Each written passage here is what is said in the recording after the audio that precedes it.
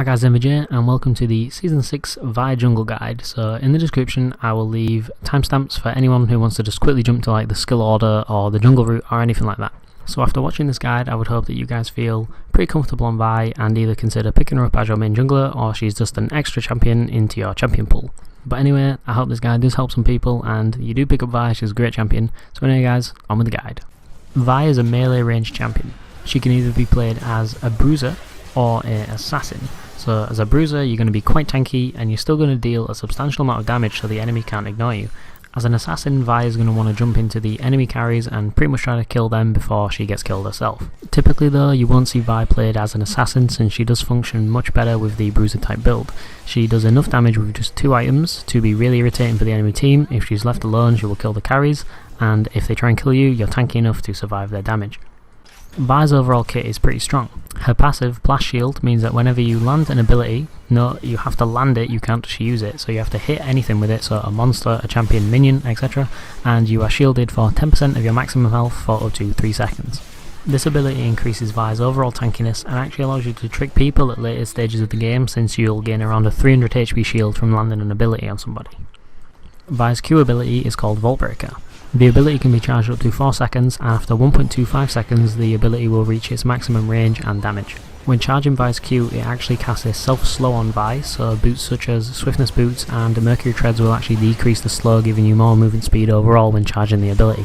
This ability gives Vi very high mobility. You can use it to dash over walls, such as the Dragon Wall, and actually sneak Dragon, or to dash through Baron Pit for example, and create a gank path from behind the enemy top laner.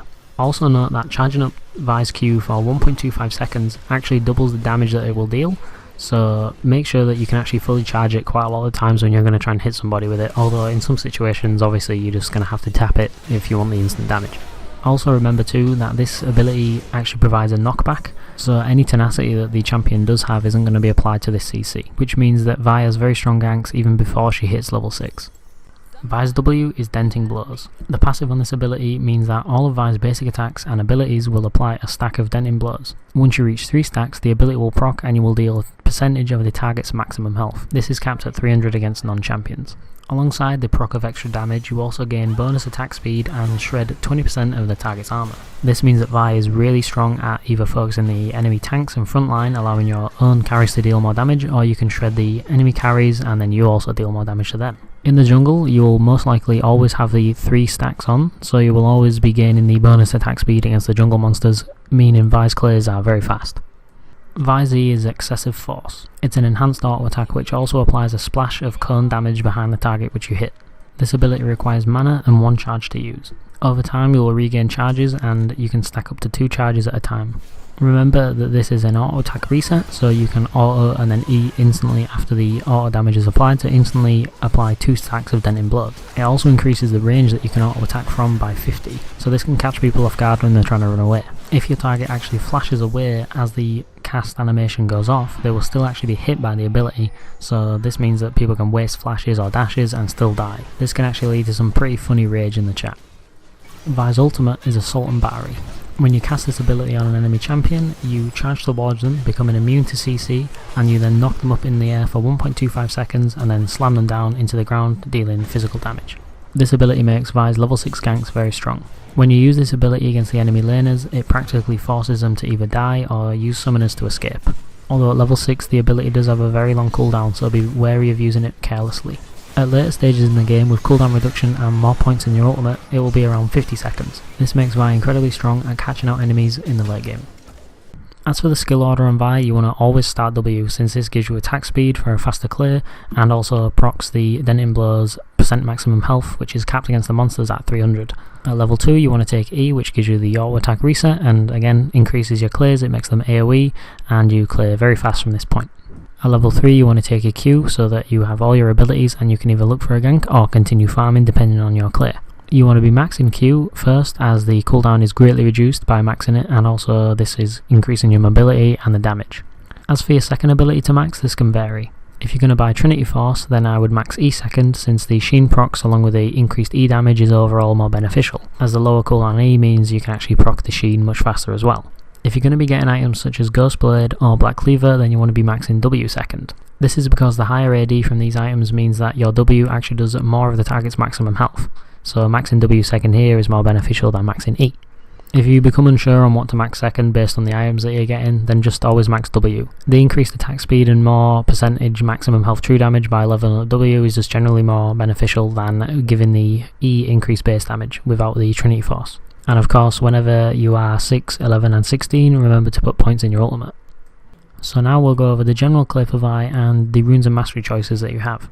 Generally with Vi you want to run just flat AD runes along with armor seals and CDR blues. The flat AD means that you do more damage to the jungle monsters and enemy champions in ganks, since Vi does scale very hard with AD. You also gain attack speed from your W, so the attack speed is not entirely needed, although you do have the option to run attack speed quints if you do like the faster animation. As for masteries, I run 12-0-18 currently, as Strength of the Age is an incredibly strong mastery and also synergizes really well with Vi's passive.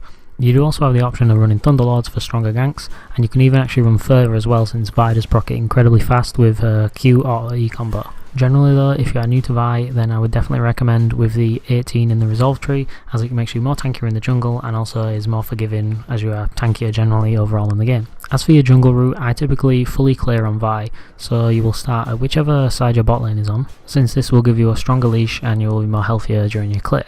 Although Vi's level 3 ganks are actually pretty strong, so you can do the camp buff clear, which would be, for example, doing Gromp, then blue, then red, or doing Krugs, red, then blue, and then looking for a gank, or continue farming if you see no opportunity.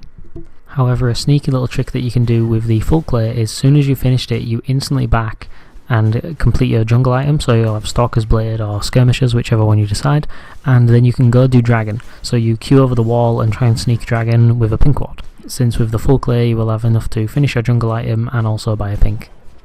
Vi is incredibly versatile with what she can build. Even an item such as Trinity Force, which is considered just like a huge bundle of stats by quite a lot of people, works quite well on her. Every stat that it provides is actually useful to Vi in some way. The same goes for Black Cleaver or Yomu's Ghostblade, or pretty much any item that you can think of. It'll probably complement Vi in some way, and she'll be able to make it work. Moving on to the general build, you always want to be starting Hunter's Machete and either refillable potion or 3 health pots.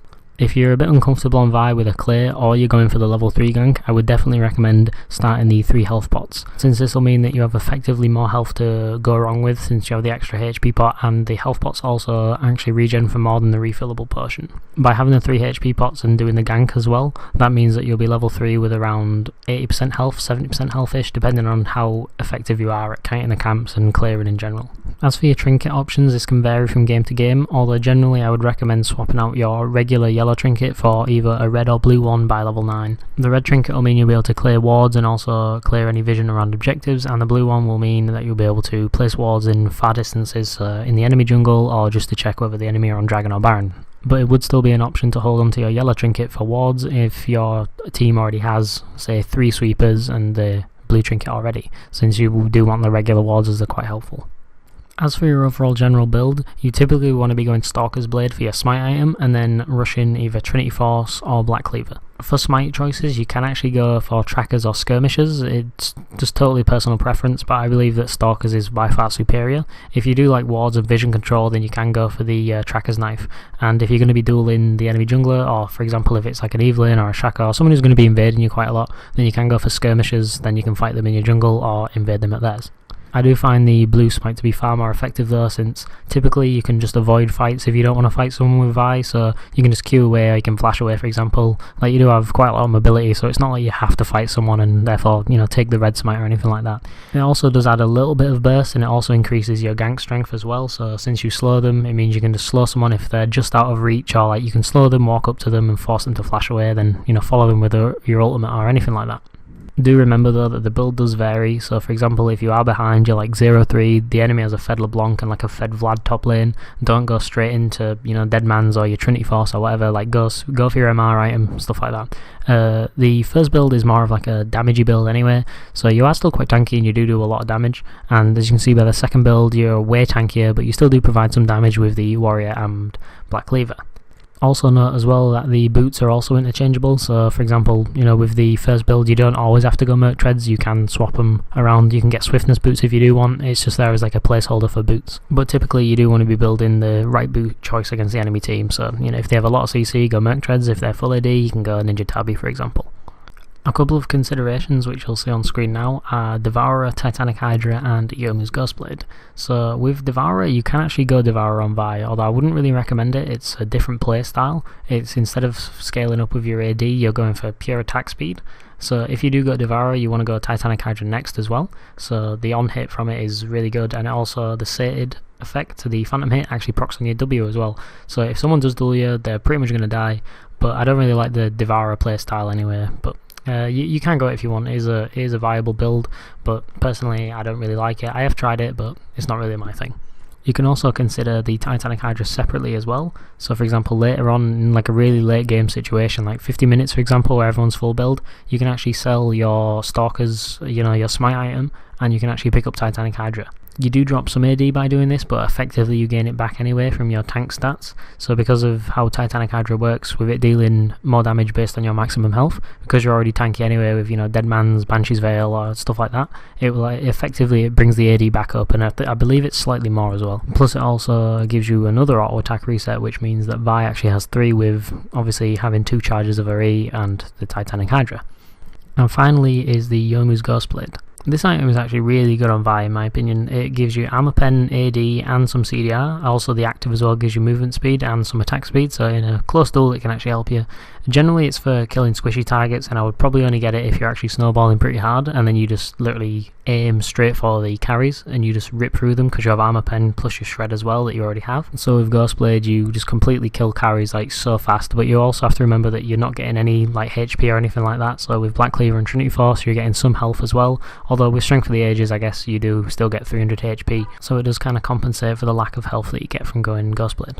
So there are your considerations. You can go these, and by all means just try it out, just see what works best for you. If you want to go Devourer, then go ahead, go Devourer, it might be your playstyle, but generally I find that the first 2 builds that I previously showed actually work the best. So in this section I'm going to show you some combos with Vi, so it'll give you something to take away, practice in normal games, or even try them out in ranked once you've got them down as well. So generally Vi isn't really that mechanical anyway, so the combos are pretty basic. They're also pretty hard to mess up as well, so generally you'll probably get them either first or second time around. I would recommend just starting up a bot game though once you want to actually try the combo, and just play with 5 bots and just try the combo out there. They are pretty simple though, so they don't really require that much practice. So the first combo which I'm going to show you is the Flash Q combo. So basically put, it's literally charging up your Q, flashing and then releasing the Q. So on screen you see that I put a ward over the wall, charge up the Q, flash, and then I kill Nunu after I release the Q. And this one's really simple to do. It's pretty hard to mess up. All you have to do is be able to aim your Q and then flash in the direction that you want it to go. This lets you pick up some like really cheeky kills as well. Like people think they're going to get away and you just flash Q. It's also pretty hard to anticipate as well. Like if you see Vi come out of a bush and you start a gank with it as well, it's pretty difficult to predict whether Vi's going to flash Q onto you as well. The next combo is also another really simple one. It's just basically Q or E. I'm using my lovely assistant Skullcrab here to show it off. So literally as soon as you Q, it lines them up perfectly anyway. As soon as you hit someone, you just click on them, auto them once, and then press E instantly afterwards. It's your standard clearing combo, so when you're clearing the jungle, make sure you're hitting all the camps with your Q, and then also with the champion as well, make sure you auto, then E, and then you get an instant proc of your W. So this combo is R, Q, auto, E. It's the previous one, just with your ult in the mix. Although a huge tip I want to give is when you press R, the direction that the person is going to land, you'll see on this clip here that Master Yi, like we switch positions and I know which way he's going to be going, so I'm spamming Q in the direction that he's going to be, and then I instantly hit him with a Q as soon as I land as well, which CCs him for even longer. So this is really good for ganking as well, and you see how he can't actually use his Highlander to actually get away until the CC stops. And now moving on to the final section of the guide, which is general play style, just how you want to be playing Vi in your games. So typically, because you're quite tanky, you can actually you have 2 options. So you can either peel for your carries, or you can actually dive the enemy carries. So you work really well with both of them, because for your W you shred the tank's armor. So for example, the enemy Malphite or something jumps onto your Vayne, you can just like knock him back and shred his armor, so Vayne's doing more damage to him with her auto attacks, stuff like that. But you can also dive onto the enemy carries with your R and Q, and you can actually kill them there. So if you're left unattended on the enemy's carries, you're going to kill them because they actually do have damage. A general rule that you can actually follow is if the enemy carries are stronger than yours, then you can dive them and try and kill them, because if they're left unattended, then they're just going to win the fight anyway. So like a Vayne or something like that. Typically if it's a hyper carry like Vayne, Kog'Maw, Jinx as well, I believe, you actually need to dive them, because later on as well they're still going to do a lot of damage. Like even if Vayne is 1-5 or like 1-9, if she has Bork and PD, she's going to rip through all the tanks anyway because of her true damage. So typically you can follow the rule, if their carries are stronger than yours, then you need to dive their carries. And if your carries are stronger than theirs, then you can just peel, because your carries out damage them anyway, alongside your W shred as well. And if you're a Black Cleaver, you're shredding even more of their armor, so they're going to out damage them even further. Although remember that this does vary game to game, and not every game is going to be exactly the same, so that rule isn't always going to apply, but generally you can follow that. With Vi as well, don't be too scared about taking kills from laners. I don't mean like KS in your laner, but people say like give over kills to your laner and stuff like that. With Vi it's not too bad, like, because you do scale up pretty well into the late game. You're not like a really bad late game champion. You do pretty well. There are better champions, but you do well. Don't forget as well, if you do end up getting ahead on Vi a little bit earlier, so around level 6, level 7, level 8, be invading the enemy jungler and be counter jungling and stuff like that. It's pretty hard to mess up on Vi as well when you are in a fight in the jungle, although be careful of the lanes too as well. You don't want to get collapsed on by like a bot lane or something like that. But because you are quite low mechanical requirement, you're not like a Lee Sin, you can be like 5-0, but you still miss your Q and mess up your kick and stuff like that. But Vi is just like point and click, it's pretty hard to mess up, so generally if you're on someone, they're going to die, because you can't really miss your combo really, unless like they flash your Q, but typically it's not really going to happen, especially if you set it up with your ult. So remember to be invading, because you're quite easy, it's pretty hard to mess up. That about concludes the Vi guide for Season 6 in the jungle. Anyway guys, hope this guide did actually help someone, even if it only helped one person. Maybe they decide to pick up Vi, or even just buy Vi, play in a normal couple of games, enjoy her, playing ranked, stuff like that. That's pretty awesome. And as long as this helped, that's pretty good. Hope it helped you understand combos, how to build her, how to play her, masteries, etc, etc. So yep, hope this did help. If it did and you enjoyed it, don't forget to leave a like, subscribe if you're new, do want to see more. We'll see you guys in the next video. I will be releasing new guides as well. I'll be doing other junglers like Lee Sin, Elise, Rek'Sai, stuff like that. I want to be releasing like jungle tips as well, just little tips about clearing, etc. It's just small little tips to help you out as well. So I hope this helped at least one person anyway, and I will see you guys in the next video.